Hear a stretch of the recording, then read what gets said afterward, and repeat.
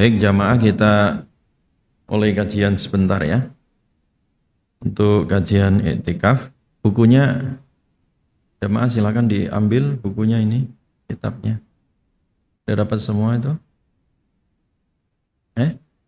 Di tengah itu di kertas ambil.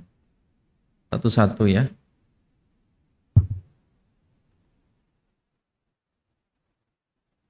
Mm.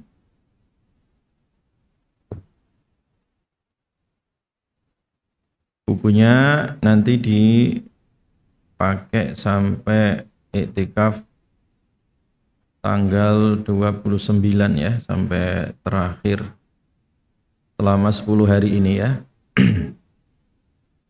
10 hari terakhir ini kita hidupkan selain ngaji Al-Quran juga ngaji hadis ya.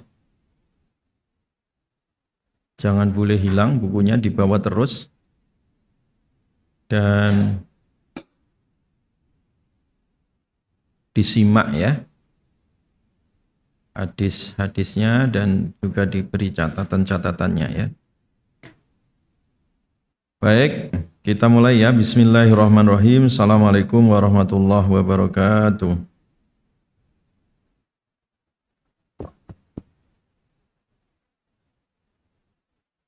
Alhamdulillah. Wallahu ja'ala lakum min anfusikum azwaja wa ja'ala lakum min azwajikum banina wa hafada. Wassalatu wassalamu ala rasulillah wa ala alihi wa ashabihi wa man sara ala nahjihi ila yaumil qiyamah. Wala hawla wala quwwata illa billah, amma ba'd. Tayyib ahibati fillah, Bapak Ibu sekalian yang diberkahi oleh Allah.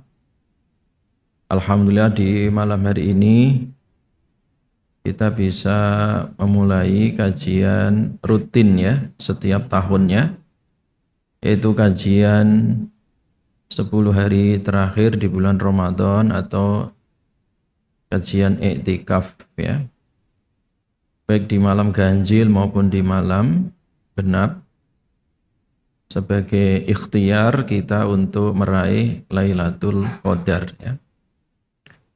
Dan dari tahun ke tahun sejak berdirinya masjid ini, alhamdulillah kita bisa istiqomah untuk mengkaji 40 hadis tematik ya. Dari tahun ke tahun dengan tema yang berbeda-beda ya. Kalau tema tahun kemarin kita telah membahas 40 hadis tentang pendidikan jiwa atau tazkiyatun nafs ya, tentang arba'ina nafsiyah ya. Nah, untuk tahun ini kita akan membahas tentang arba'in mitsaqiyah, al-arba'in mitsaqiyah fil huquqi zaujiyah ya.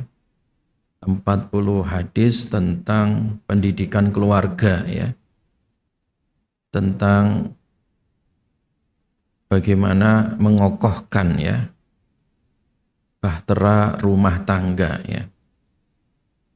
Karena keluarga itu adalah miniatur suatu bangsa ya. Kalau keluarganya rusak ya, bangsanya pasti rusak ya.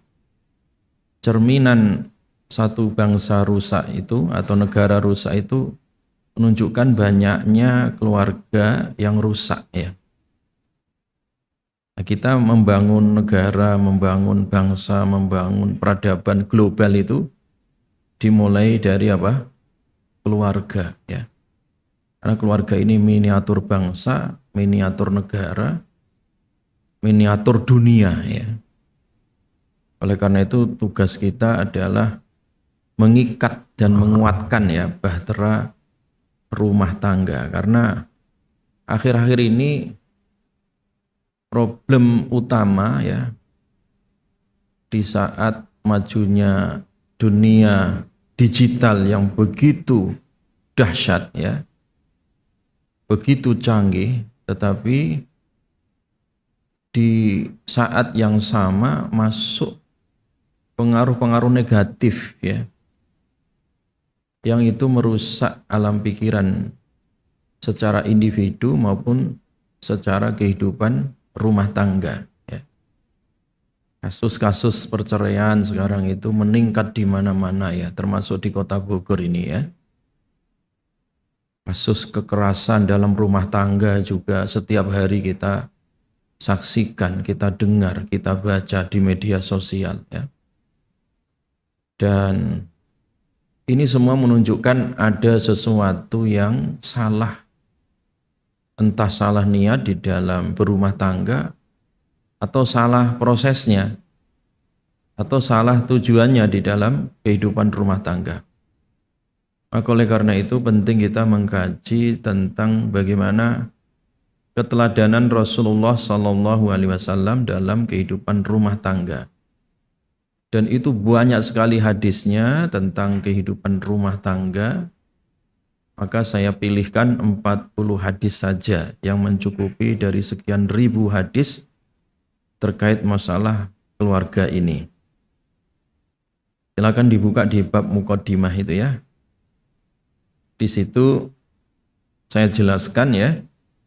Wa'lam anna Allah Ta'ala amara ibadahu bil wafa'i bil uqud. Ketahuilah sesungguhnya Allah memerintahkan hambanya untuk memenuhi ikatan janji ya. Bijami'i anwa'iha, dengan seluruh macam-macamnya ya janji itu. Fa inna husnal wafa'i, karena sesungguhnya orang menepati janji ya. Jadi memperbaiki diri dengan menepati janji ya, pihak dengannya itu minal iman, termasuk bagian dari keimanan. Jadi hidup kita ini adalah penuh dengan ikatan ya. Dan seorang mukmin itu harus memenuhi ikatan. Janji-janji yang diikat itu harus dipenuhi.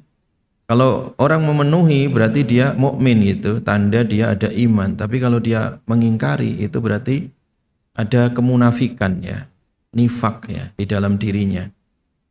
Maka Allah berfirman, ya ayyuhalladzina amanu aufu bil uqud. Wahai orang yang beriman, penuhi ikatan-ikatan janji, akad itu dipenuhi ya. Wa inna min aghladzil uqudi, dan sesungguhnya yang paling berat dari ikatan janji itu, wa akkadiha, dan yang paling kuat ya, itu adalah akdun nikah, ikatan pernikahan ya. Jadi semua ikatan janji itu wajib dipenuhi ya. Kita janjian sama teman kita jam 10 kita ketemu, ada rapat, wajib itu kita datang ya. Kita ada ikatan janji terkait masalah bisnis misalkan, ya wajib dipenuhi.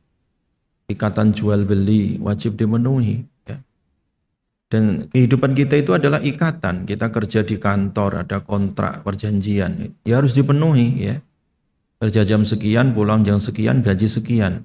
Itu dua belah pihak wajib memenuhi, itu namanya ikatan janji. Dan semua kehidupan itu tak lepas dari ikatan ya. Itu yang disebut dengan uqud, ikatan-ikatan ya. Orang hidup di perbankan itu isinya ikatan juga. Nanti di satu pekerjaan isinya juga kontrak ikatan juga. Nah, dari semua banyak ikatan-ikatan kehidupan muamalat ini ya. Ya, kehidupan hubungan kita dengan sesama manusia ya kan. Hablum minan nas itu semuanya adalah keterkaitan dengan ikatan ya. Nah, ikatan yang paling kokoh yang disebut dalam Al-Qur'an itu adalah ikatan pernikahan ya. Ikatan apa tadi? Pernikahan ya. Walidzalika qala ta'ala anhu, demikian itulah Allah berfirman darinya, wa akhadna minkum mitsaqan ghalidha ya. Jadi dengan pernikahan itu mereka perempuan itu ya, istri itu telah mengambil ya dari kalian mitsaqan ghalidha ya, janji yang kokoh ya. Mitsaqan ghalidha ya, janji yang besar gitu ya. Mitsaq itu bagaimana perikatan ghalidha yang besar, yang berat ya, yang kuat ya, tali yang paling kokoh ya. Nah, fa inna ma sumiya aqdun nikah bil mitsaq al-ghalidh, bil mitsaqi al-ghalidhi, dan akad pernikahan itu disebut mitsaqan ghalidha tadi ya, tali yang kokoh. Keluarga itu disebut tali yang kokoh ya. Lil mubalaghah ya, itu untuk mubalaghah. Mubalaghah itu adalah memberikan penekanan yang sangat ya. Ya, supaya kita itu terikat, bukan ikatan biasa ya, itu ikatan suci, ikatan yang kuat ya, fil muhafadzah, di dalam menjaga ya, alal hukuki, atas hak ya masing-masing ya, baina zaujaini, di antara suami dan istri ya, wifqa syar'illah, sesuai dengan syariat Allah Subhanahu wa taala. Jadi perikatan yang paling kuat ya dari ikatan-ikatan yang ada di dunia ini, itu yang paling kuat adalah ikatan apa tadi? Pernikahan ya. Iya, pernikahan. Makanya ketika dua belah pihak ya, ada suami, ada istri, kemudian ada walinya, bapak dari perempuannya atau walinya itu sudah menyerahkan putrinya dengan ikatan suci ya, angkah tuka wazawaj tuka, aku nikahkan engkau ya dengan putriku, namanya Fulanah binti siapa gitu ya, dengan mahar sekian ya, dibayar kontan, kemudian mobil tu nikahaha, sudah saya terima itu nikahnya, itu udah ada perikatan, disaksikan dua orang saksi, ada mahar, ada ijab qabul. Nah, perikatan setelah itu yang asalnya haram, hubungan yang haram menjadi halal itu, dengan ikatan yang kuat tadi yang disebut dengan ikatan apa? Pernikahan ya. Itu disebut mitsaqan ghalidha ya. Bukan ikatan biasa ya. Bukan ikatan biasa, bukan ikatan permainan ya. Itu ikatan-ikatan suci yang harus dijaga haknya antara suami dan istri ya. Haitsu amarallahu ar-rijal, sebagaimana Allah memerintahkan suami bi an yu'ashiru, supaya mereka menggauli ya, bergaul ya, berperilaku yang baik ya, an-nisaa, kepada istri ya, bil ma'rufi, dengan cara yang ma'ruf ya, wa ashiruhunna bil ma'ruf ya. Allah perintahkan supaya suami itu ya bermuamalah, menggauli yang baik ya dengan istrinya tadi. Wa an yasbiru, dan supaya suami itu ya, mereka itu apa? Sabar ala akhtaihinna, atas kesalahan istrinya, rahmatan bihinna, karena kasih sayang tadi ya. Jadi masing-masing itu harus menyadari ya kewajiban ya sebagai suami, kewajiban sebagai apa? Istri, dan memahami hak-hak mereka ya. Sehingga tadi saling menerima keterbatasan ya, kekurangan masing-masing, dan sabar ya. Karena tidak ada manusia yang sempurna, enggak ada ya. Laki-laki yang sempurna juga enggak ada, perempuan sempurna apalagi, tidak ada ya. Semua punya aib, punya cacat, punya kekurangan. Nah, memaafkan kekurangan masing-masing ini dalam rangka tadi berlapang dada, itu salah satu cara ya, bermuamalah dengan cara yang ma'ruf ya, dengan cara yang terbaik tadi. Liutimma, supaya sempurna, bainahuma, di antara keduanya, at-ta'awun ya, saling kerjasama ya, tolong menolong, watarahum ya, dan juga saling kasih sayang, wata'aluf, dan juga saling melunak ya, santun antara yang satu dengan yang lainnya. Jangan kasar ya, jangan kasar. Ya banyak berita ya di media-media sosial. Orang sudah kenalan lama bertahun-tahun, kemudian baru menikah dengan pernikahan yang mewah, megah. Baru 12 jam istrinya dicerai. Hanya gara-gara ketika makan atau pesta makan itu ya, baju istrinya itu mengenai makanan nasi yang mau dimakan suami. Marah akhirnya berantem dan cerai. Muncul ucapan cerai. Padahal biaya pernikahan itu udah berapa ya. Jadi terkadang orang itu ya memahami pernikahan itu hanya dari sisi catering ya, atau undangan, surat pernikahan, atau sewa gedung ya, atau sewa acara, sewa manajer ini untuk mengatur jalannya pernikahan supaya mewah megah. Tapi sang mempelai itu tidak ada bekal fikih nikah, dia kosong, blong, tidak mengetahui seluk-beluk rumah tangga, tidak punya bekal. Sementara bahtera rumah tangga ini banyak aral yang melintang. Makanya banyak yang rapuh tadi, baru beberapa jam habis akad nikah, berantakan rumah tangganya. Saya pernah ada orang itu datang ke saya ya, 2 anak muda ya, suami istri yang baru 2 pekan menikah. Dua-duanya mengadu ke saya ya, konsultasi ya. Suaminya mengatakan, Pak Ustadz, bagaimana hukumnya? Tadi barusan saya ngantar istri saya kerja ke Kelapa Gading ya. Di tengah perjalanan kami bertengkar di atas kendaraan. Kemudian terucap kata-kata cerai. Saya mengucapkan kata cerai Ustadz gara-gara marah sama istri katanya. Nah, loh kenapa? Saya tanya istrinya kenapa? Ya, jadi ceritanya itu saking marah suami marah, istri marah, itu suaminya digigit gitu. Lucu gitu ya. Jadi kayak anak kecil gitu.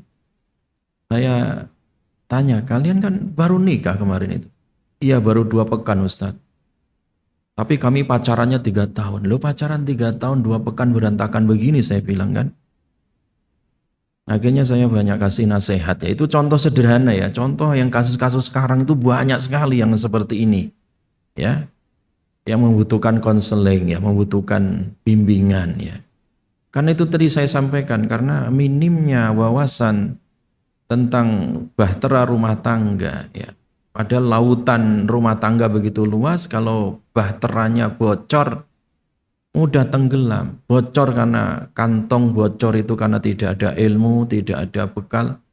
Lautan rumah tangga yang begitu luas itu kita melakukan perjalanan, ibaratnya kita mengarungi bahtera rumah tangga itu berjalan berdua, kalau tanpa ilmu itu tidak akan pernah ketemu ujungnya dan tidak tahu tujuannya kemana gitu. Maka disinilah penting jamaah sekalian ya, kalau kita punya anak perempuan, punya anak laki, udah waktunya menikah ya, itu yang paling penting itu adalah diajari fikih nikah ya. Ajarilah kitab ini ya, tentang bagaimana pendidikan membangun bahtera rumah tangga yang sakinah, mawaddah, warahmah. Itu yang paling penting sebenarnya ya.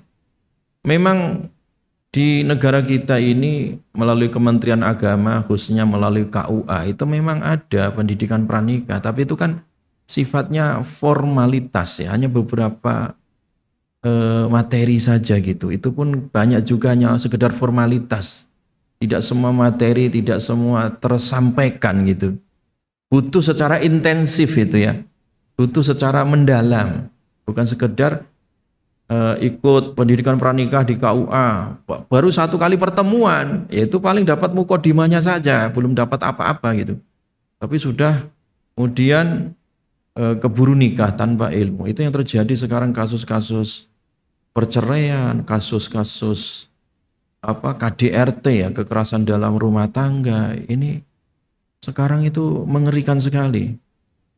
Yang katanya hewan saja, singa saja nggak tega makan anaknya, ini sekarang manusia Ya, anak bunuh orang tua bunuh anak sekarang biasa gitu ya. Zaman-zaman sekarang ini zaman fitnah seperti ini. Lebih kejam daripada hewan sekarang itu ya.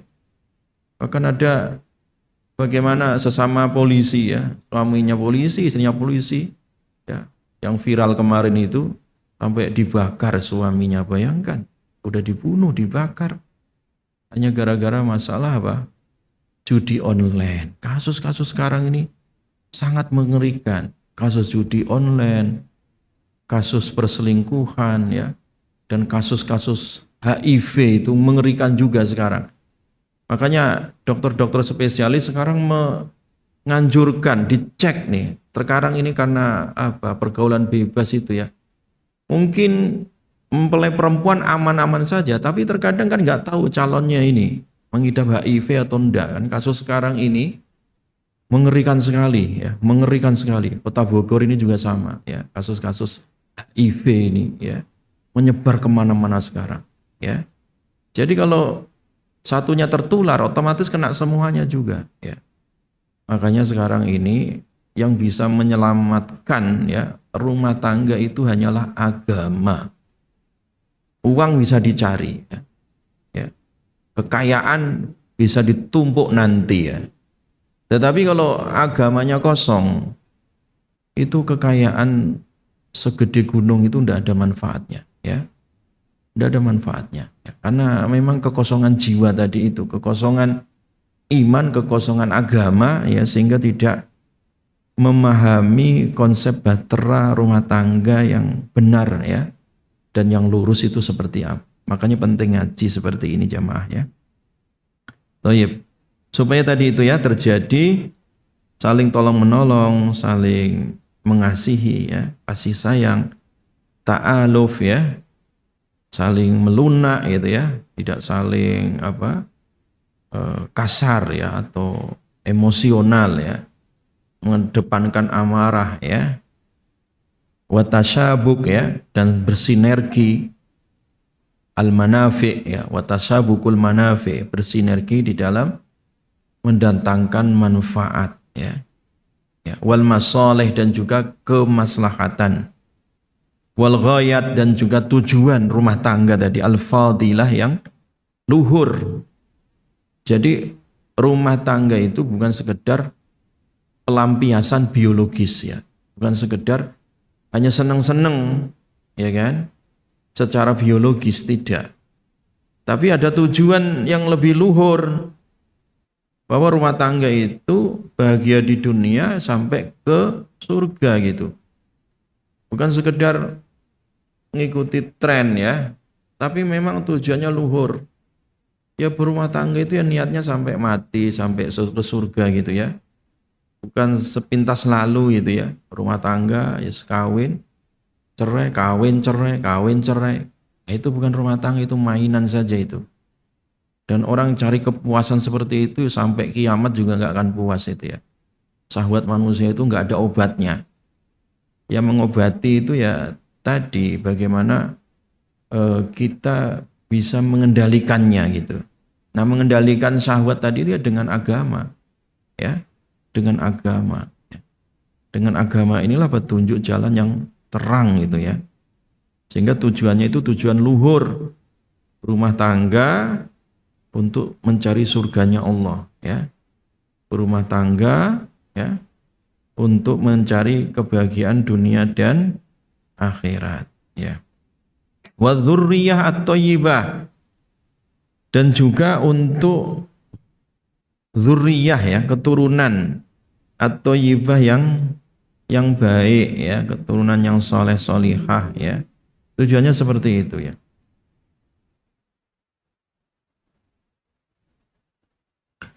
Wa qala Sya'bi wa Ikrimah ya, Imam Sya'bi dan Imam Ikrimah mengatakan, huwa ma ruwiya 'anin Nabi sallallahu alaihi wasallam, itu yang diriwayatkan dari Nabi sallallahu alaihi wasallam. Ittaqullaha fin nisa, takwalah kalian tentang istri ya, tentang masalah istri kalian ini.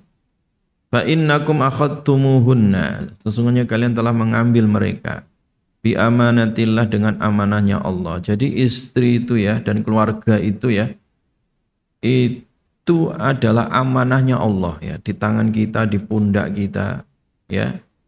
Istri, anak itu adalah tanggung jawab ya. Itu amanah yang akan dimintai tanggung jawab oleh Allah Subhanahu wa taala kelak ya. Wastahlaltum furujahunna, dan kalian menghalalkan kemaluan mereka bi kalimatillah, dengan kalimatnya Allah. Jadi dengan akad nikah kalimat Allah tadi itu yang mengikat ya. Yang asalnya hubungan yang haram tadi menjadi halal. Itu dengan kalimatnya Allah tadi, dengan ikatan gitu ya. Makanya ikatan nikah tadi itu ikatan misaqon ghalidha, ikatan Allah itu, ikatan amanah Allah itu ya. Dan itu ikatan kokoh. Bahkan ikatan tali nikah itu sama dengan tali tauhid ya. Tali nikah itu sama dengan tali tauhid ya. Ketika Allah mengambil janji ya, sumpah dari para nabi untuk setia menyembah kepada Allah, setia terhadap tauhid, itu mereka disebut oleh Allah dengan misaqon ghalidha. Sama persis ketika akad nikah ini adalah akad sebagai amanah Allah. Allah mengambil dari tali suami istri tadi untuk saling setia tadi di hadapan Allah itu.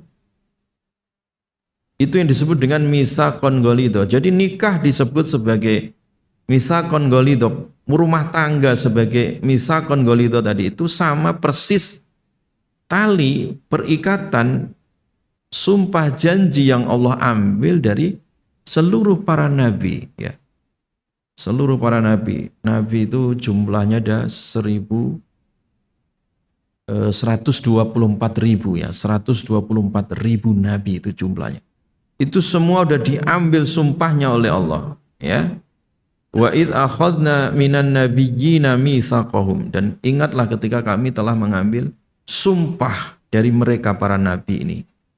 Wa minka wa min Nuh, dan darimu wahai Muhammad dan juga dari Nabi Nuh.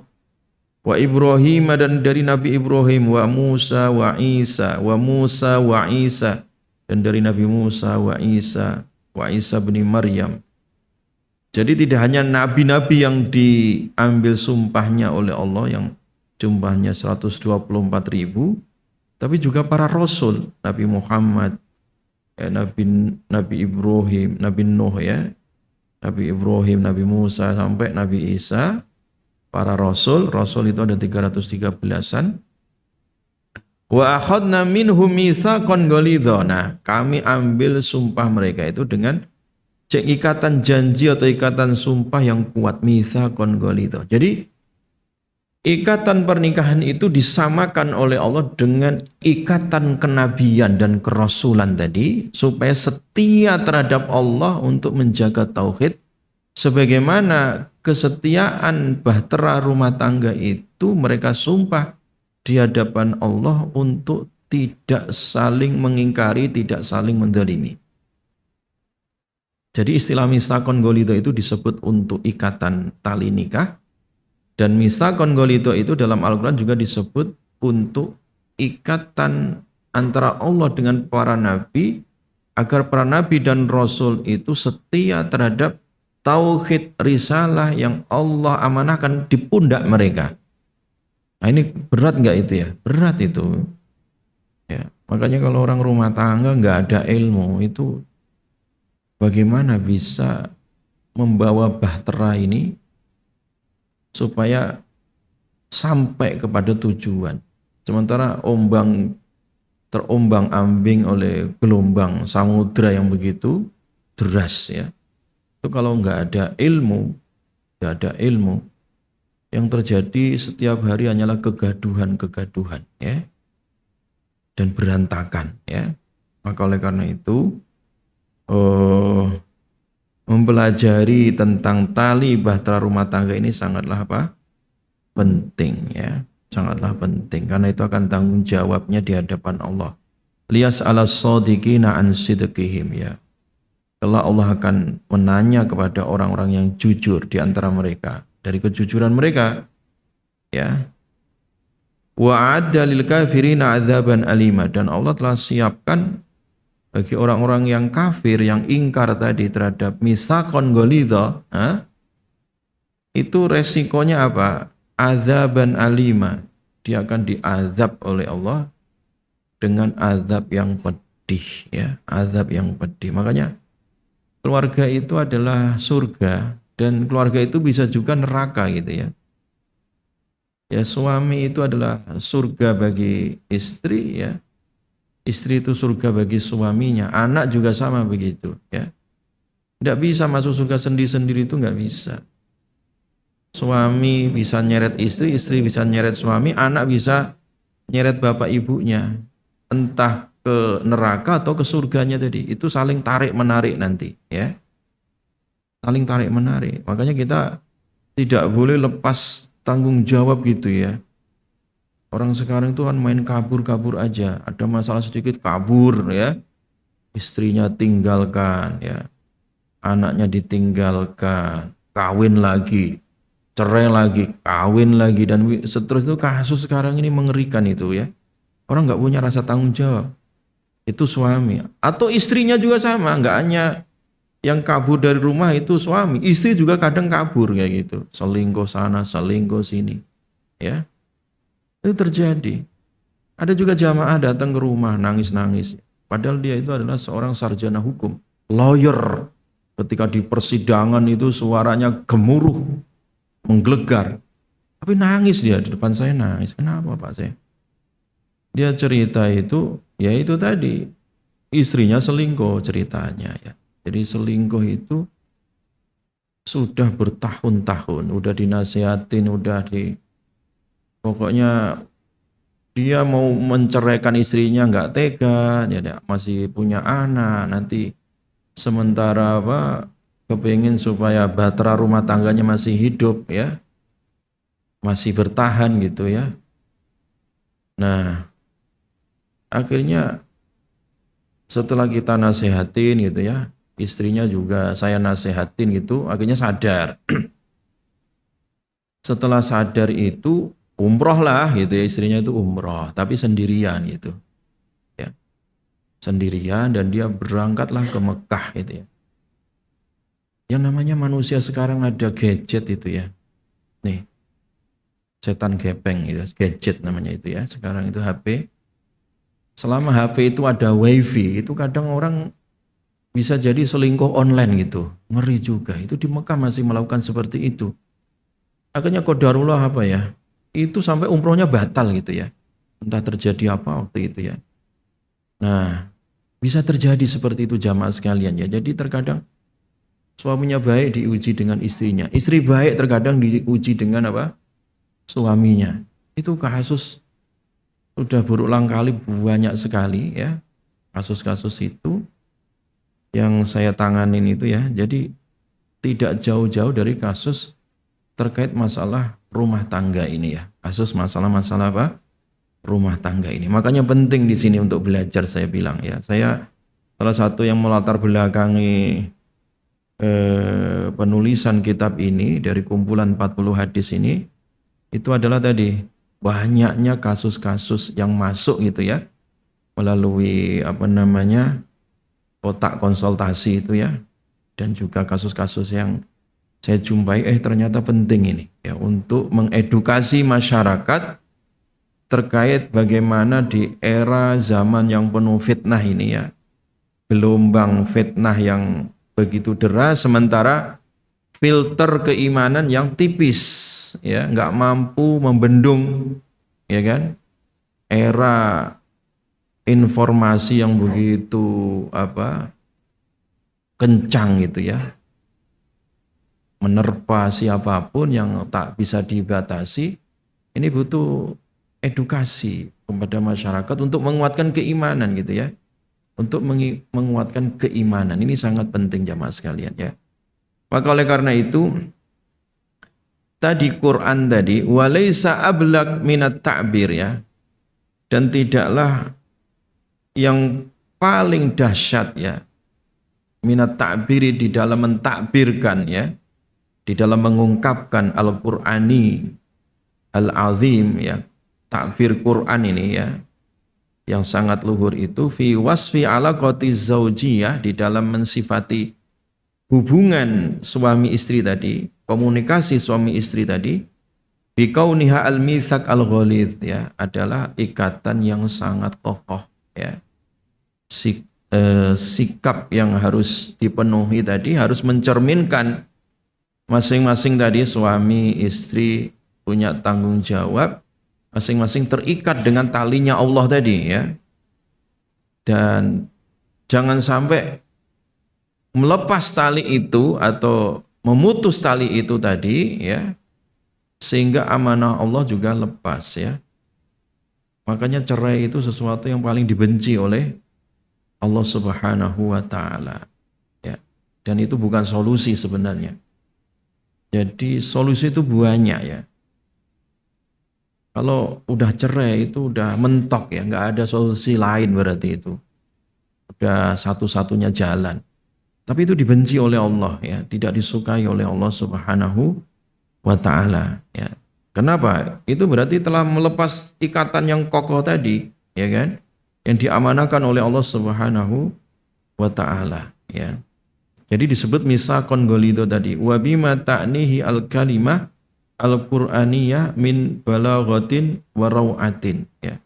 Jadi itu merupakan takbir tadi ya. Jadi takbir merupakan ungkapan yang begitu indah ya. Ungkapan Al-Qur'an ya dengan bahasa balaghah yang indah, sastra yang tinggi ya kan.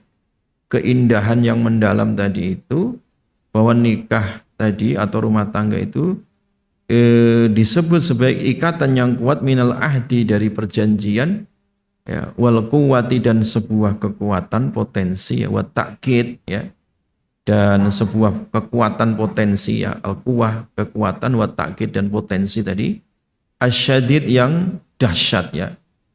Kenapa? Li ahamiyatil hifadhi, supaya itu menunjukkan urgensi untuk dijaga ya. Jadi ini sangat penting untuk dirawat gitu ya. Ya ibarat kaca kalau berdebu ya dilap gitu ya, supaya tetap bisa dijadikan cermin ya.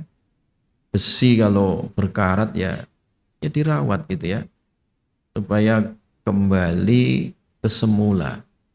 Artinya apa? Kita menjaga fitrah sebenarnya ya, kemanusiaan kita di dalam kehidupan keluarga ya.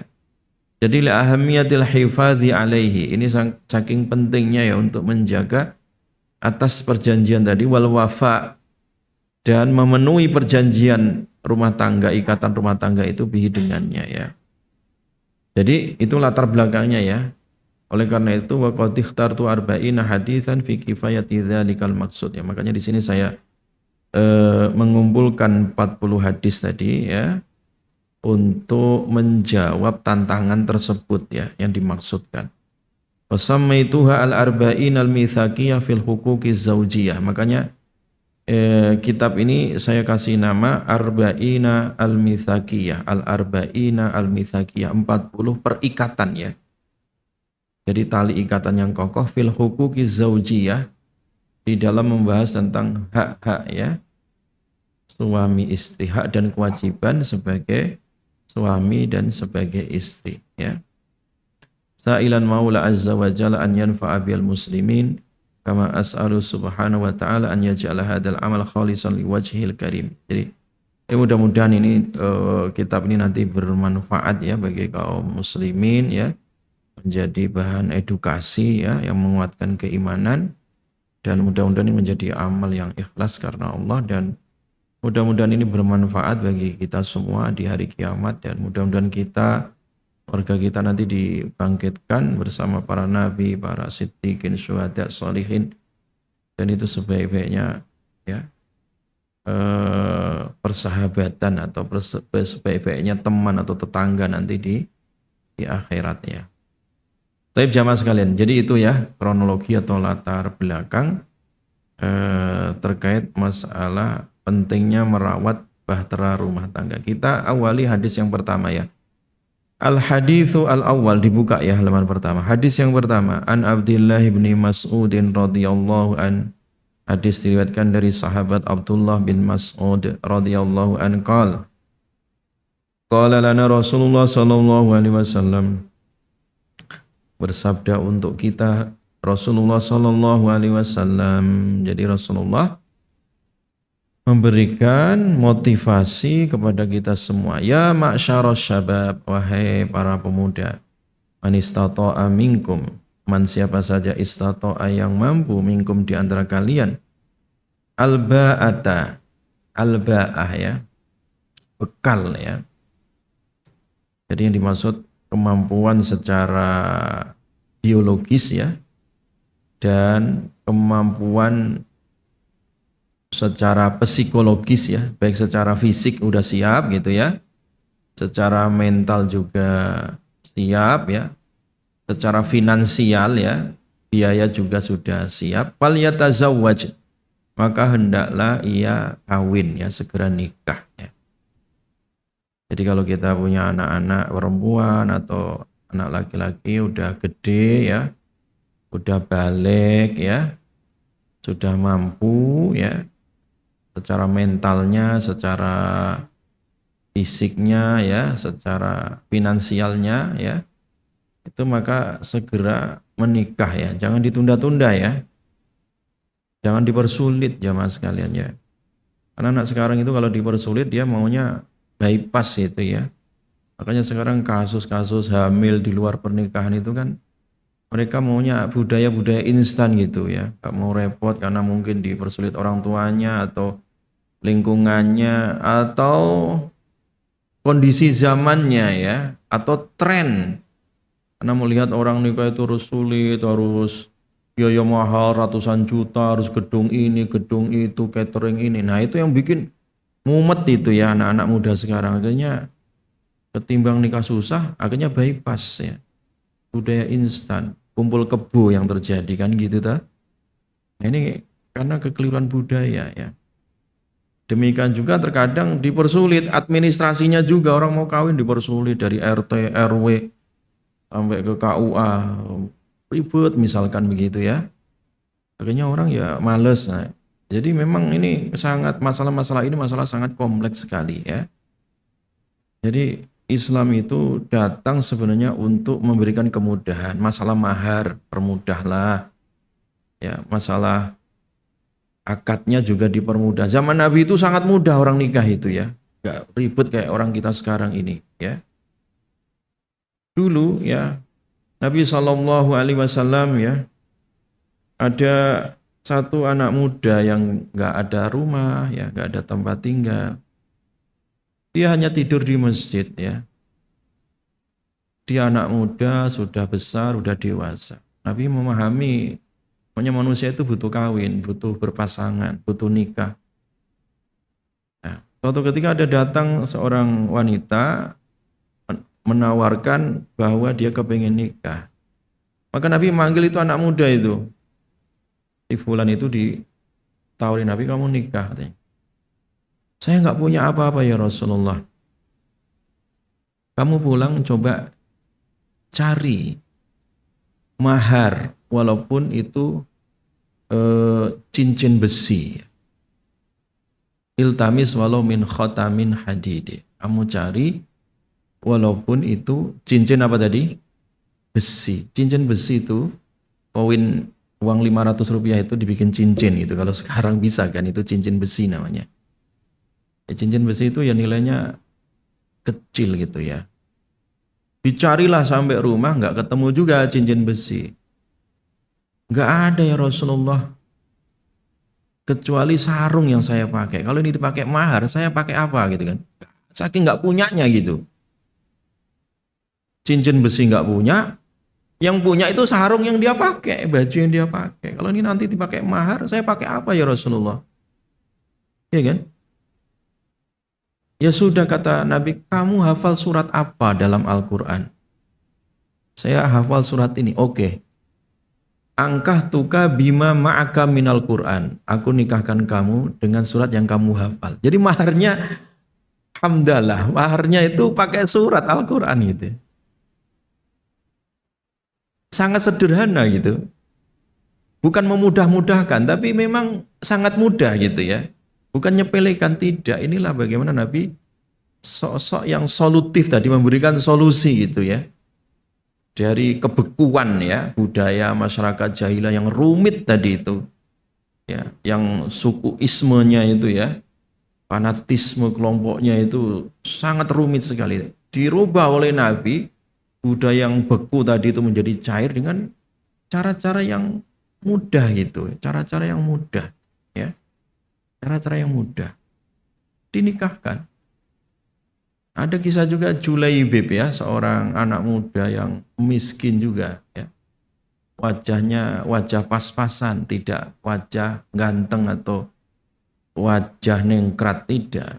Julaibib, wajahnya wajah standar gitu, bukan wajah kayak orang-orang Quraisy yang ganteng, yang punya nasab, enggak. Julaibib.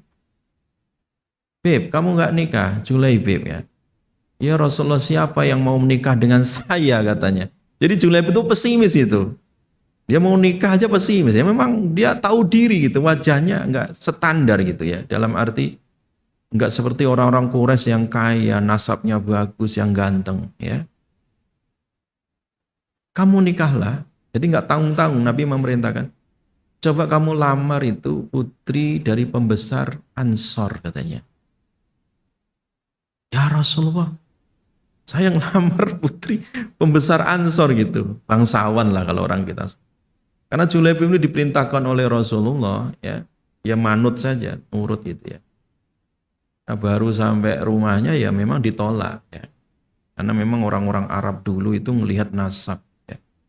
Makanya salah satu budaya jahiliyah yang masih nempel itu adalah nasab itu ya. Pamer nasab, pamer itu memang dari dulu memang udah ada sama. Julaibib ini nggak ada nasab, nggak ada tampang gitu ya, nggak ada harta. Nah akhirnya bapak ibunya itu bisik-bisik ya, dia ke belakang bisik-bisik diskusi, yang intinya dia menolak utusan Nabi tadi ya. Tetapi putrinya ternyata putri yang dipingit, yang solihah ya, itu mendengar percakapan bapak ibunya. Akhirnya putrinya tadi keluar, wahai bapak ibu, apakah bapak ibu berani menolak utusan Rasulullah Sallallahu Alaihi Wasallam? Akhirnya suasana yang beku tadi, bapak ibunya yang menolak tadi, itu diingatkan, ini adalah utusan siapa? Rasulullah. Julaibib ini.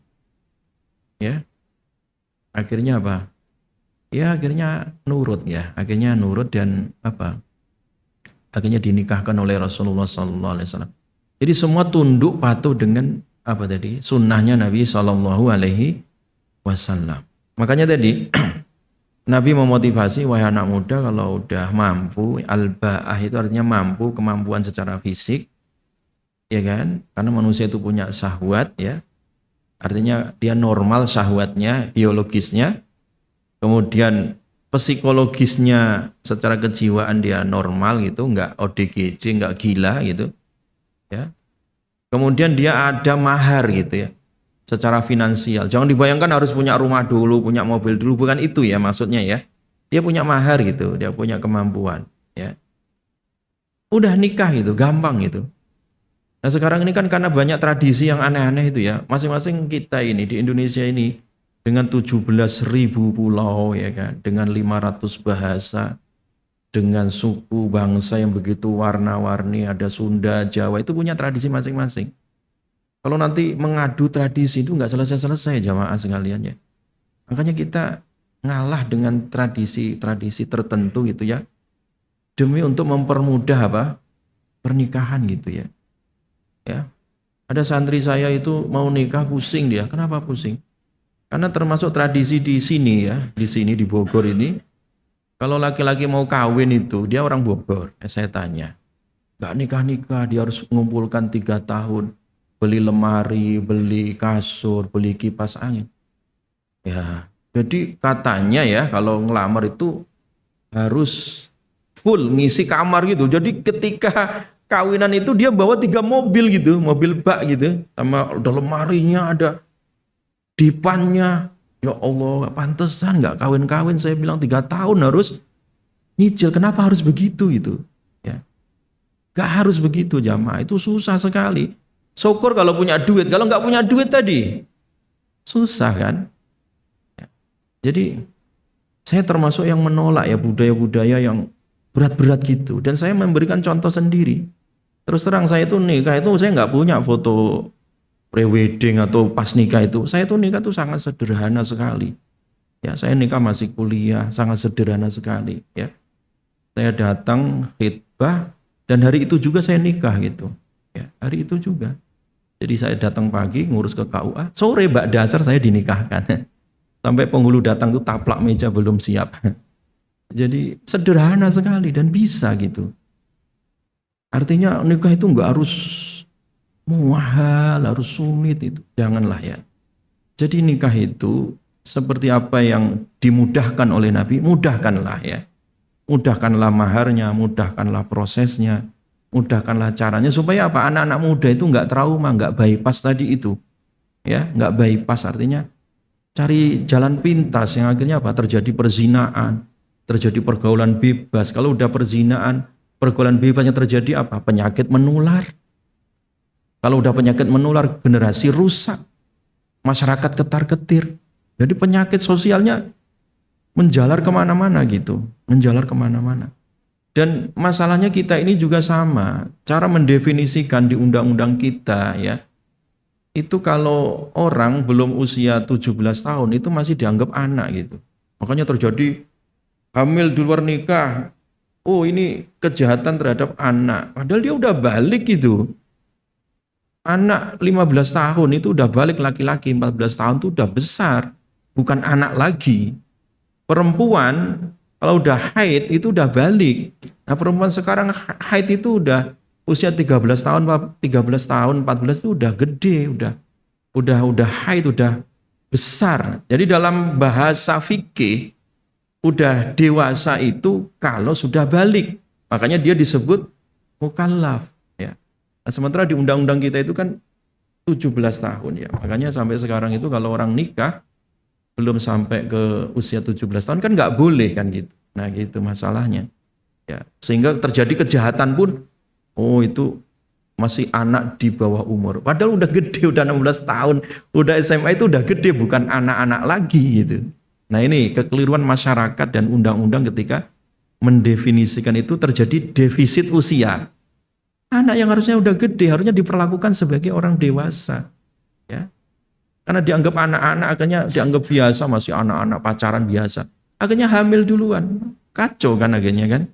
Padahal dia udah gede itu harus sudah menutup aurat, sudah gede, dia harus punya tanggung jawab diri, sudah gede, dia harus punya dewasa secara mental. Karena memang dia dianggap masih anak-anak, akhirnya anak-anak terus terjadilah namanya defisit usia, kemerosotan usianya. Padahal kayak dulu Usama bin Zaid jadi panglima jenderal, membawa pasukan, yang pasukannya ada Umar bin Khattab, Abu Bakar, ada Utsman, Ali. Usama itu usia berapa? 16 tahun. Udah jenderal bintang 5. Jenderal itu sampai bintang berapa sih? 4 atau 5 tuh? Atau 10. Ya, pokoknya pimpinan puncak lah Usama bin Zaid itu ya. Itu usia 16-17 tahun, anak SMA gitu. Dan di kita masih dianggap anak-anak gitu. Jadi oleh karena itu ini juga butuh diluruskan. Jadi dalam fikih itu kalau anak sudah balik itu udah besar, udah dewasa dia. Jadi fungsi biologisnya itu udah berfungsi. Tidur harus dipisah dari bapak ibunya. Jangan dicampur dengan saudara-saudaranya. Itu udah gede dia. Harus dibikinkan kamar sendiri gitu. Makanya sekarang terjadi kekacauan itu. Ya, kekacauan di dalam rumah tangga itu tadi. Itu karena tidak memahami tadi konsep anak dan dewasa tadi. Konsep balik dan belum balik. Ini sangat penting untuk dipahami jamaah sekalian ya. Sehingga kita mempersiapkan tadi anak-anak itu supaya menjelang dewasa itu supaya dia siap. Ya, tujuannya apa? Membangun rumah tangga nanti. Meneruskan generasi. Ya. Dan itu ikatan ini sangat penting dalam Islam, disebut ikatan sakral. Nah kalau pendidikan barat nggak penting mereka itu. Ya. Makanya orang-orang barat itu kelak akan punah itu. Karena tadi udah nggak memikirkan ikatan pernikahan, hubungan bebas, akhirnya kena HIV, atau bahkan hubungan LGBT. Ya kan mereka nggak mau punya anak, akhirnya ngadopsi anak. Ya. Dengan cara-cara yang Sangat mengerikan sekarang ini ya. Kelihatannya orang-orang barat itu moderat gitu ya, modern, pendidikan tinggi, budaya tinggi. Enggak, budayanya sangat rendah sekali itu di barat itu ya, karena tidak mengenal nilai-nilai agama ya. Bagaimana mereka melegalkan LGBT ya, kayak di Thailand kawin sejenis legal, di Amerika, di Jerman. Apakah kemudian disebut negara maju? Tidak ya. Justru malah primitif ya, mundur itu negara-negara mundur dari sisi apa? Peradaban. Karena apa? Tidak mengenal agama. Ya, tidak mengenal agama. Tayyib jamaah sekalian. Jadi disuruh oleh Nabi SAW itu karena kembali ke fitrah tadi ya. Kalau sudah mampu falyatazawwaj, hendaklah menikah. Fa innahu aghaddu lil basar. Karena sesungguhnya nikah itu aghaddu, bisa mengendalikan ya. Bisa memejamkan lil basar, terhadap pandangan mata. Jadi yang matanya asalnya jelalatan ya, itu bisa dikendalikan dengan apa? Menikah, laki atau perempuan. Wa ahsanu lil farji, dan lebih menjaga kesucian diri terhadap kemaluannya, bisa menjaga diri supaya tidak berzina ya. Karena zina itu adalah seburuk-buruknya jalan, dan zina itu adalah hutang ya. Zina itu hutang ya maaf ya. Makanya zina itu dosa yang beranak dosa gitu. Zina itu begitu. Dosa yang beranak dosa. Lihat saja kasus mutilasi. Itu kan pasti dari perzinaan. Lihat aja. Ada orang ya selingkuh waliyadzubillah ya. Kemudian terjadi cekcok, akhirnya dibunuh. Udah dibunuh, dimasukkan koper. Udah dimasukkan koper, nggak muat, dimutilasi, dibuang. Ada yang ditaruh di mobil, dibakar. Wih, ngeri sekali kejahatan-kejahatan zina itu ya. Makanya zina itu dosa, tapi beranak apa? Dosa yang lain. Udah dia berzina, akhirnya beranak dosa jadi pembunuhan. Udah pembunuhan, mutilasi. Udah mutilasi, nanti terjadi banyak rentetan kasusnya itu. Itulah zina ya. Sejelek-jeleknya jalan ya. Dosa beranak dosa. Nah yang kedua, dosa beranak dosa itu artinya, makna yang kedua itu bahwa zina itu utang ya. Jadi kalau bapak ibunya dulu pernah zina, itu pasti anaknya atau nanti cucunya itu pasti ada yang berzina, itu pasti begitu. Karena ngutang dia. Zina itu akan menagih ya. Kalau dia pernah menzinai orang, pasti anaknya nanti pernah dizinai orang juga. Itu namanya dosa beranak dosa gitu. Iya, dosa beranak dosa, begitu zina itu. Makanya Quran menyebutnya sebagai fahisyah ya, perbuatan yang paling keji. Kenapa? Karena perbuatan kriminal itu memang keji dan hukumannya berat. Orang maling, potong tangannya. Orang membunuh, potong lehernya, ya kan? Darah dibalas darah kan? Kisos namanya. Mati. Orang seandainya membunuh orang, dia kan balas dibunuh itu, dipancung itu, mati kan? Tapi matinya kan sekejap, dipancung, satu sabetan pedang mati dia, atau satu tembakan mati dia. Tapi kalau berzina, itu mati tapi perlahan-lahan. Ya, mati tapi perlahan-lahan. Apa? Dirajam. Orang udah punya istri, punya suami selingkuh, itu hukumannya rajam, hukuman mati. Hukuman rajam itu badannya dikubur, tinggal lehernya saja, kemudian kepalanya nongol di atas tanah, dilempari batu, batunya nggak boleh besar-besar. Hanya sekepelan ini dilempar sampai mati gitu. Sakitnya kayak apa itu? Kenapa? Supaya dia merasakan ketika dia zina dulu bisa menikmati dari ujung kaki sampai ujung rambut, demikian juga dia dihukum dari ujung rambut sampai ujung kaki, dia disiksa ya dengan dirajam tadi. Jadi tidak ada hukuman kriminal ya seberat hukuman rajam, itu tidak ada ya. Paling berat itu. Makanya disebut fahisyah ya, seburuk-buruknya jalan ya, seburuk-buruknya perbuatan. Makanya disuruh nikah tadi. Wa ahsanu lil farji. Nikah itu bisa menjaga kemaluan.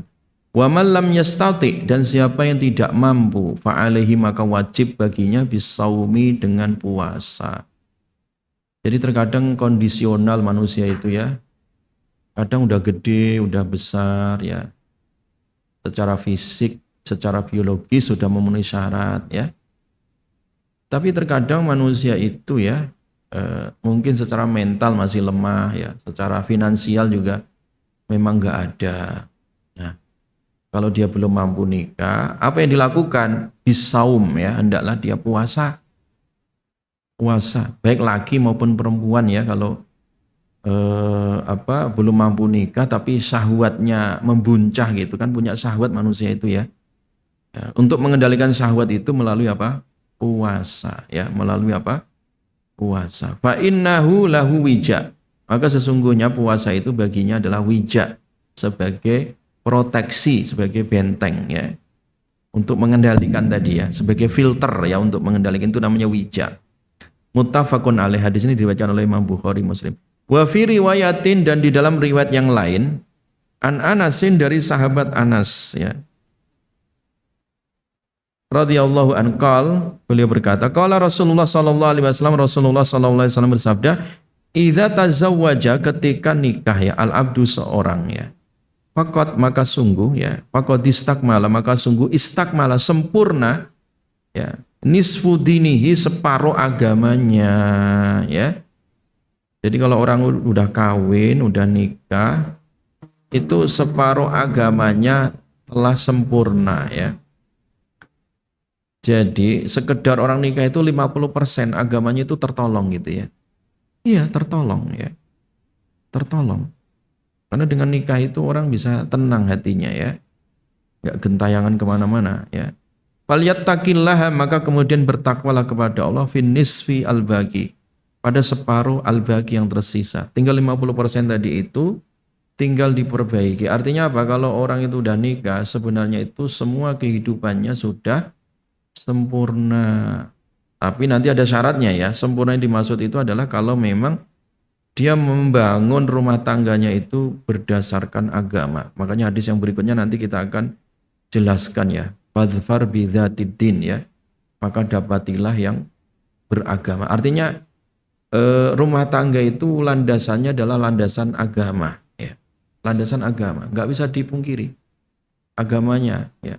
Landasannya adalah keislamannya tadi. Nah, sekarang kan lagi ngetren kawin beda agama ya. Kawin beda apa? Agama. Saya katakan kawin beda agama di Indonesia itu baik secara hukum formal ya. Ya, secara undang-undang kita itu enggak sah ya. Kawin beda agama itu enggak sah. Dan enggak ada payungnya di negara kita ini. Karena keputusan Mahkamah Agung itu yang sudah diusulkan oleh MUI ya, yaitu ketika MUI bersama tokoh-tokoh agama lain itu juga sudah menyepakati bahwa sudahlah kita di Indonesia ini saling menghormati antar agama tanpa mencampur adukkan apa? Agama. Artinya apa? Kalau Muslim ya kawinnya dengan Muslimah, jangan Muslim kawin dengan Kristiani misalkan. Itu semua agama juga menolak sebenarnya. Tidak hanya Islam aja yang nolak, Kristen juga nolak gitu. Tanya aja itu. Tapi sekarang muncul orang-orang liberal itu ya, mencoba ya jadi penghulu swasta. Makanya ada penghulu swasta itu di kita ini. Dia bukan di KUA atau bukan di pengadilan ya, dia bikin acara di rumah sendiri, bikin pernikahan palsu sendiri. Karena di Indonesia ini ya pernikahan beda agama itu ilegal, baik secara hukum negara maupun secara hukum agama. Tidak ada payungnya. Makanya pada kawin ke Singapura ya, pada kawin ke luar negeri sana, itu karena memang di Indonesia nggak memberi payung bagi orang nikah beda agama. Dan itu harus dijaga tadi. Memang nggak perlu nikah beda agama, itu nggak perlu. Udahlah, Muslim harus dengan Muslimah. Kenapa? Nggak akan pernah bahagia. Tunjukkan ke saya orang yang nikah beda agama bahagia itu nggak bakal ada sampai kiamat, nggak akan ada. Ya bagaimana? Ya, kok bisa satu atap rumah ya, sementara keyakinan beda, itu secara logika udah nggak nyambung itu. Secara logika udah nggak normal gitu. Nggak akan bahagia itu. Karena beda keyakinan ya. Jelas jamaah ya. Makanya di sini Nabi memerintahkan supaya memang seagama ya, berdasarkan keislaman ya. Karena beda agama itu nggak akan sah nikahnya. Sama dengan berzina ya. Kalau orang nikah beda agama itu sama dengan apa? berzina. Kemudian wa fi riwayatin man razaqahullahu imra'atan shalihah. Man siapa saja razaqah yang memberikan rezeki Allah kepadanya Allah berikan rezeki kepadanya imra'atan istri shalihatan yang shalihah ya. Wa qad a'anahu ala syatri dinihi. Maka sungguh ia menolongnya dari separuh agamanya. Falyattaqillah, maka hendaklah bertakwa kepada Allah fi syatril baqi, di separuh bagian yang lain ya, yang sisanya tadi. Jadi kalau orang yang dikaruniai istri yang sholihah atau dikaruniai suami yang saleh, itu berarti separuh agamanya udah terjaga gitu ya. Separuh agamanya apa? Sudah terjaga ya. Tinggal dia menyempurnakan dengan kegiatan ibadah yang lainnya. Kalau begitu nanti agamanya akan menjadi apa? Sempurna. Jadi makanya nikah itu dalam rangka untuk apa? Niatnya untuk menyempurnakan apa? Agamanya. Iya. Ya. Untuk menyempurnakan apa tadi? Agamanya. Ya karena orang menikah itu sempurna agamanya. Dia menikah, ya. Nanti dia punya anak. Anak ini yang meneruskan amal kebaikan orang tuanya. Orang tuanya udah meninggal, ninggalin anak soleh, penerus generasi. Itu jadi amal jariyah. Ya. Amal jariyah yang terus ngalir untuk bapak ibunya, ya. Walaupun udah meninggal. Nah kalau dia nggak menikah, nggak punya anak soleh, ya kan? Maka oleh karena itu menikah ini salah satu adalah pewarisan nilai gitu ya, pewarisan amal gitu ya, supaya jariyah ngalir terus gitu. Itu yang namanya orang hidup di dalam apa? Rumah tangga itu sempurna keimanannya kalau dia memang saleh atau salihah. Artinya kalau dia memang berpegang teguh kepada tali agama tadi. Kemudian yang berikutnya al-haditsu ats-tsani, sedikit lagi jamaah ya, sedikit lagi. Al-haditsu ats-tsani, hadis yang kedua, an Abi Hurairah radhiyallahu an Nabiy sallallahu alaihi wasallam, anna Rasulullah sallallahu alaihi wasallam qala tungkahun nisa'u li arba'in, tungkahu dinikahi an-nisa'u wanita li arba'in karena 4 perkara. Ini dari dulu sampai sekarang ya, orientasi orang menikahi perempuan itu pasti di antara 4 ini. Ini sabda Nabi ya.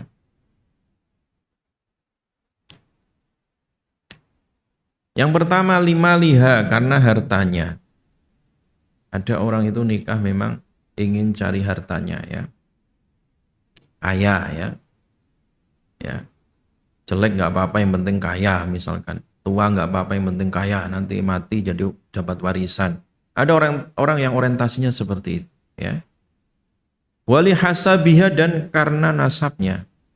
Ada juga orang nikah itu karena nasabnya, keturunannya, nengkrat, darah biru ya, suku Quraisy misalkan, atau dia keturunan orang punya ya. Jadi karena nasabnya, orang memburu nasabnya, anak ratu, anak raja, dan seterusnya lah. Wali jamaliha, dan karena kecantikannya ya. Dan ini mayoritas ya. Cantik itu kadang jadi ukuran pertama ya bagi laki-laki. Lihat cantik dia tertarik ya. Itu orientasi ya.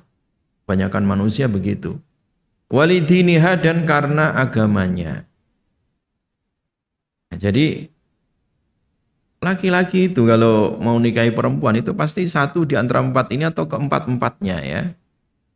Atau 2 di antara 4 tadi. Ada kalanya karena hartanya, karena nasabnya, karena kecantikannya, atau karena agamanya. Nah, itu semua ya yang dipilihkan oleh Nabi adalah fadfar, maka dapatilah ya bidzatiddin, yang memiliki agama. Taribat siyadaka, maka beruntung tanganmu ya. Artinya hidupmu pasti berkah ya. Artinya rumah tanggamu sukses ya. Kalau memang pondasi yang pertama dan utama adalah masalah agamanya, karena agamanya gitu, ya, karena agamanya. Maka oleh karena itu ya, cantik itu 0 nilainya ya, harta itu juga nilainya 0 ya. Nah, kemudian nasab itu juga nilainya nol. Kalau tidak ada agama, agama itu satu. Ya, artinya gini, kalau orang punya agama, dia nikah dengan perempuan atau dengan laki-laki, dia punya agama. Itu punya nilai satu. Nah, nanti dia cantik atau ganteng, tambah nol satu lagi 10. Dia hartawan, punya harta banyak, tambah nol satu 100. Oh, dia nasabnya bagus, nol lagi, jadi nolnya 3. Satunya adalah agama. Jadi punya nilai 1000 itu, ya. Kalau ada agamanya, tapi kalau nggak ada agamanya, nol semua itu. Ya, nggak ada agama, cantik, baru nikah 2 minggu, selingkuh nanti itu nggak ada agama, ya kan? Lakinya ganteng, ya nggak ada agama. Besoknya judi online, mabuk sana, mabuk sini, selingkuh sana, selingkuh sini. Tamat itu rumah tangganya udah. Karena nggak ada agama, ganteng nggak ada jaminan tadi. Ya, harta juga sama begitu ya. Ya, nasab juga sama. Makanya agama tadi itu yang mengikat tadi. Nah, kalau pernikahan tidak ada agama itu sebenarnya nggak ada ikatan itu. Lepas saja gitu. Lepas saja gitu. Yang saya ceritakan di awal tadi itu lepas saja gitu. Jadi pernikahan itu nggak ada artinya karena nggak ada agama gitu ya. Jadi oleh karena itu agama inilah yang meredam sebenarnya ya dalam konflik rumah tangga itu hanya agama yang meredam. Harta nggak bisa meredam itu harta itu. Karena orang itu makan paling satu piring lah, tidur itu paling satu kasur aja. Walaupun rumahnya 7 lantai ya. Yang bisa meredam apa tadi? Nasab juga nggak bisa meredam konflik ya. Nah, cantikan itu kalau udah marah ya kayak mak lampir aja, marah itu udah nggak jelas. Ya. Jadi artinya orang kalau udah marah itu cantik pun jadi jelek, ganteng pun jadi jelek juga, suram gitu ya. Nah, tetapi dengan agama tadi itu membuat sempurna gitu. Yang kurang jadi bertambah, yang bertambah jadi berkah, itu agama begitu. Ya. Ada orang konflik gitu ya. Ada orang konflik. Ada orang datang ke saya itu habis menceraikan istrinya. Dia cerita kenapa saya tanya kenapa cerai katanya. Iya Ustadz karena istri saya itu gak menghormati saya. Loh kenapa kok gak dihormati saya tanya. Ya masak saya dimasakkan ayam, dia buru-buru pergi ke kantor, masakannya ayamnya masih ada darahnya gitu kan. Loh kenapa kok ada darahnya tak tanya. Iya itu kan diambil dari freezer gitu kan. Namanya ayam beku itu loh. Tahu kan Bapak Ibu sekalian, ayam beku itu kalau kita buru-buru masak nggak didinginkan dulu esnya itu mau digodok berapa jam gitu kan masih ada apa namanya? Bekas darah kan itu di dalam dagingnya itu. Nah itu dia tuh marah itu. Ya, marah nggak karuan akhirnya berantem cerai lah sama istrinya gara-gara masakan ayam ya. Syukur kamu diberikan makanan ayam saya bilang itu. Nabi itu loh. Dikasih istrinya cuka nggak marah-marah saya bilang. Ketika Nabi udah lapar datang ke rumah tanya istrinya. Nanti ada di hadis ini ya nanti di apa? Di hadis berikutnya nanti saya sebutkan itu ya. Kemudian Nabi bertanya pada istrinya, hal min idam atau hal min udum, ada nggak lauk istriku di rumah? Nggak ada ya Rasulullah, illal khal kecuali cuka. Kecuali apa? Cuka di rumah nggak ada ya Rasulullah cuka. Ya sudah sini cuka. Sambil Nabi mencocolkan apa namanya roti ke cuka itu sebagai lauk, sambil mengatakan nikmal udmi al khal, sebaik-baiknya lauk adalah apa? Cuka. Kira-kira lo bapak di rumah nggak disediakan istri nasi kasih cuka doyan nggak kira-kira? Tak kasih 1 juta kalau kalau langsung dilahap gitu nggak mungkin kalau orang biasa itu ya. Jadi itulah hebatnya Nabi. Itu yang meredam apa? Agama kan. Cuka yang kecut tadi, yang masam itu tidak membuat wajah Nabi masam, tapi cuka yang masam atau yang kecut tadi jadi manis itu kan. Karena akhlak manisnya Nabi gitu di hadapan istrinya ya kan. Nah itu yang sekarang itu nilai-nilai seperti ini hilang itu di dalam apa? Rumah tangga ya. Nilai-nilai kesederhanaan, nilai-nilai kesabaran ya. Nilai-nilai pengertian, nilai-nilai saling memaafkan itu yang penting dalam rumah tangga itu agamanya seperti itu ya. Masalah tampang ganteng tapi akhlaknya hancur, ya hancur rumah tangganya. Tampang cantik tapi akhlaknya hancur, ya hancur juga rumah tangganya, ya. Oleh karena itu agama ini menjadi fondasi sangat mendasar. Makanya Nabi mengatakan fadfar bidzatid din taribat yadak. Wa fi riwayatin, dan di dalam riwayat yang lain, an Abdullah bin Amrin qala Rasulullah sallallahu alaihi wasallam. Nabi sallallahu alaihi wasallam bersabda, la tazawwajun nisa, jangan kalian menikahi an-nisa perempuan li husnihinna, karena kecantikan mereka, ya. Fa'asa husnuhunna an yurdiyahunna.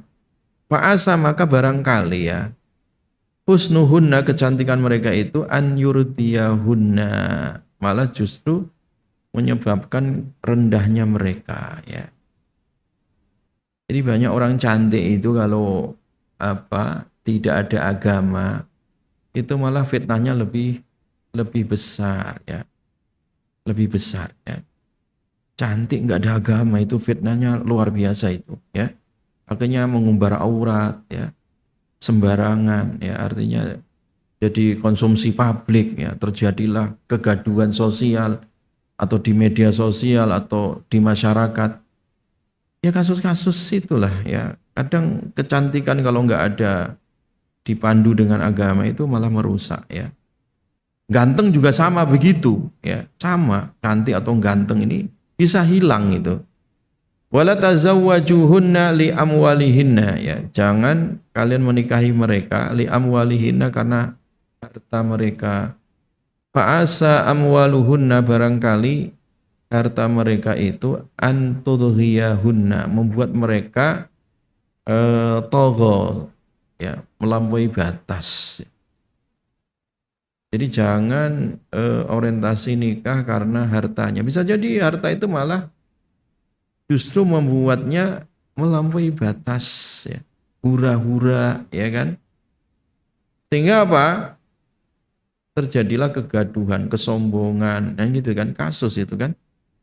Harta itu terkadang membuat orang kesombongan. Betapa banyak sekarang ini, ya, seorang suami terseret, ya, dimasukkan, dijebloskan di penjara kasus korupsi, ya gara-gara harta, ya, diseret harta, ya, hartanya menyeret dia ke dalam penjara, di dalam kehinaan. Harta, tampilan mewah, ya, budaya flexing, ya. Bahkan ada satu buku itu, ya, namanya Miss Jinjing, ya. Tak kira itu bahasa Jepang. Ternyata Miss itu perempuan, ya.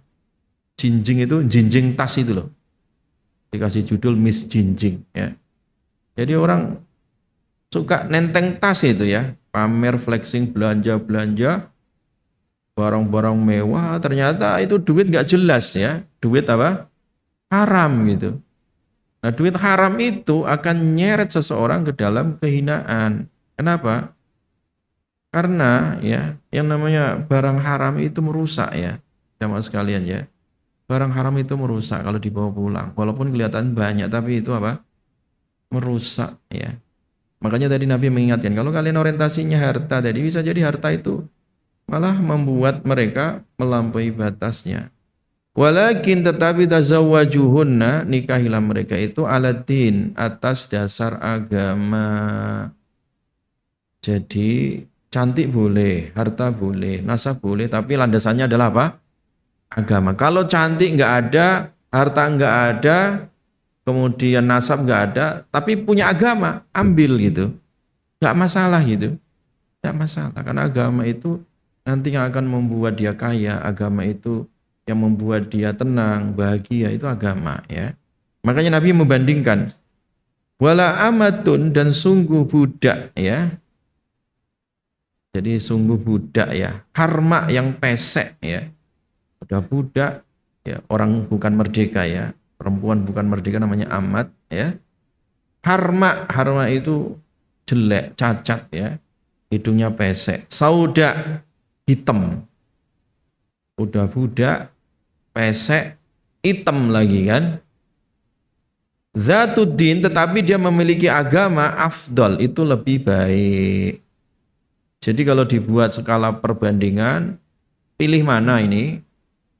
Ya, misalkan satu budak pesek hitam jelek itu. Yang satunya lagi misalkan cantik atau ganteng, putih, berharta, ya tampang oke gitu kan, nasab oke, tapi nggak punya apa?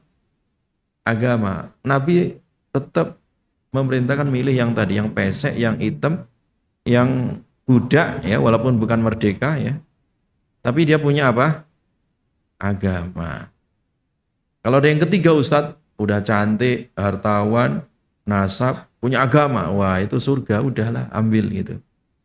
Ya kalau ada, tapi kan jarang yang seperti itu, ya kan? Jadi oleh karena itu tadi intinya orientasinya adalah orientasi agama, ya. Karena orientasi agama ini adalah apa? Kebahagiaan dan kecukupan. Makanya di dalam hadis yang lain Nabi Shallallahu Alaihi Wasallam ya bahwa ketika seseorang itu ya ketika diberikan tadi istri ataupun suami yang soleh ya atau istri yang solihah tadi diberikan keluarga yang baik itu termasuk kebahagiaan tadi ya. Arba'un man u'tiyahunna faqad u'tiya khairat dunya wal akhirah. Jadi kalau ada 4 perkara kalau itu diberikan pada seseorang dia akan bahagia dunia akhirat. Yang pertama kolban syakiron, hati yang baik ya, hati yang bersyukur. Walisanan dzakiron, lisan yang penuh zikir. Wa badanan alal bala'i sabiron, badannya sabar kalau kena musibah. Wa zaujatan la tabghihi khaufan fi nafsiha wala malihi. Dan diberikan istri yang solihah, diberikan keluarga yang solihah, yang tidak berkhianat ya, yang amanah terhadap dirinya dan juga menjaga harta suaminya. Itu udah sempurna itu. Jadi orang sempurna itu tadi ya, dia berkeluarga, kemudian amalnya baik, hatinya baik, lisannya baik, ya kan? Orangnya sabar, udah selesai itu. Hidup itu ya kalau hidup itu ya kalau udah bersyukur ya kalau sudah sabar kalau kena musibah atau istighfar kalau lagi dia salah itu ya dan dia punya suami yang soleh atau punya istri yang solehah itu udah sebaik-baiknya harta itu ya sebaik-baiknya apa tadi harta ya maka tadi itu agama menjadi apa fondasi ya agama itu menjadi apa fondasi. Jelas ya jamaah sekalian ya. Saya kira cukup ya. Sudah jam berapa ini? Jam 12 lagi. Ada pertanyaan jamaah kalau belum paham?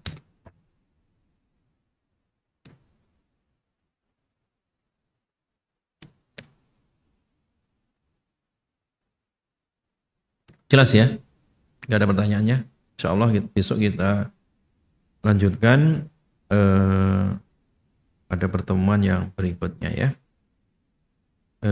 Sekali lagi tolong buku ini dijaga ya, dipegang gitu maksudnya ya. Jangan ditinggal. Besok kalau iktikaf dibawa lagi gitu sampai khatam ya dipelajari. Insya Allah nanti akan bermanfaat dan memperbaiki daripada kehidupan berumah tangga ya. Wallahu a'lam bishawab. Subhanakallahumma bihamdika asyhadu an la ilaha illa anta astaghfiruka. Assalamualaikum warahmatullahi wabarakatuh.